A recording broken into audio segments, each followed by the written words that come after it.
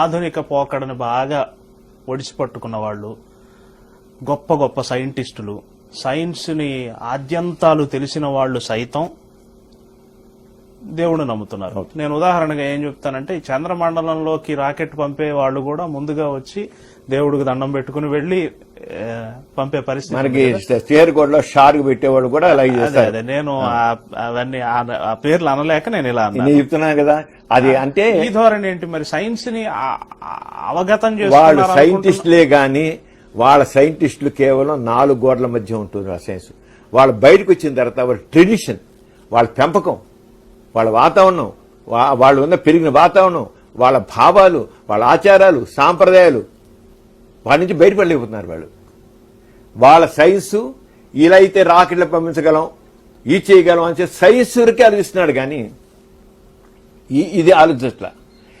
ఈ రాకెట్ పైకి వెళ్తుంటే నేను చేసి వెళ్తున్నాను, కానీ ఆ దేవుడు వాడు అది లేకపోతే చేయలేం అనుకుంటాడు వాడు. అంటే ఎందుకు అలా అనుకుంటున్నాడంటే వాళ్ళల్లో పుట్టినప్పటి నుంచి పాతుకుపోయినట్టు బానిస భావం ఉందే. నేను నిమిత్త మాత్రుడిని, ఆ దైవ కృపలైతే నేను చేయలేను అనే బానిస భావం ఉంది. ఆ బానిస భావం వాడిని అలా తీసుకెళ్లి ఈ శ్రీహరికోటలో ఆ రాకెట్ లాంచ్ చేయాలని తీసుకెళ్ళి నమూనా తీసుకెళ్లి తిరుపతిలో దేవుని మీద పెడుతున్నారంటే వాళ్ళు బానిస. సత్యసేవ వీడు ఉన్నారు, సూర్యభగవంతుడు ఉన్నాడు సైంటిస్టు పెద్దవారు, కానీ సత్యసేవ దగ్గరికి వెళ్ళి ఆయన ఇలా తీసి విభూతి చేసి అబ్బా అబ్బా అనుకున్నాడు, ఎప్పుడు జోలు పెట్టుకుంటాడు. సంథింగ్ ఫ్రమ్ నథింగ్ ఇప్పుడు ఉండదు కదా.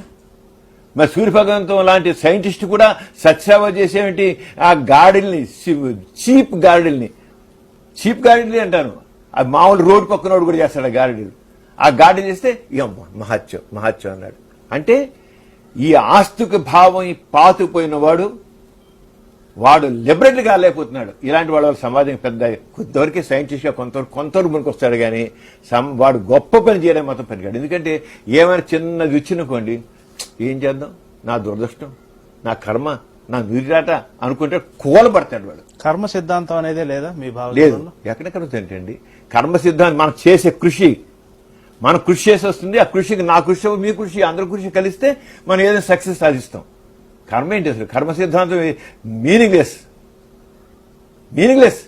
నుదిరాత ఏం నుదిరాత? బ్రహ్మరాత నా తలకాయ. ఏం బ్రహ్మడు లేదు, బ్రహ్మ లేదు, రాత లేదు, ఇవన్నీ పూర్వజం లేదు, పునర్జన్మ లేదు. మిగిలినది ఒకటే, మనిషి యొక్క కర్తృత్వ శక్తి, మనిషి యొక్క స్వేచ్ఛాభావం, అంతే తప్ప ఇంకేం లేవు.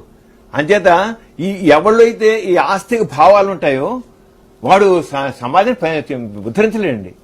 నాస్తిక భావాలు ఎవరిలో అయితే ఉంటాయో, ఎవరిలో అయితే కర్తృశక్తి ఉంటుందో, ఎవరైతే స్వేచ్ఛాభివృద్ధి ఉంటుందో, ఎవరైతే సంఘం గురించి ఆలోచించే శక్తి ఉంటుందో, సంఘ దృష్టి ఉంటుందో, ఎవరైతే సెల్ఫ్ రెస్పెక్ట్ ఉంటుందో వాడు నిజంగా సమాజాన్ని మారుస్తాడు. ఆ సైంటిస్ట్ చాలా ఉన్నారు సార్.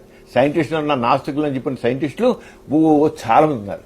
మీకు కనబడి ఇక్కడే కానీ ప్రపంచం మొత్తం ఎంతమందో సైంటిస్టులు చాలా చక్కగా నాస్తికులు చెప్పుకున్నారు.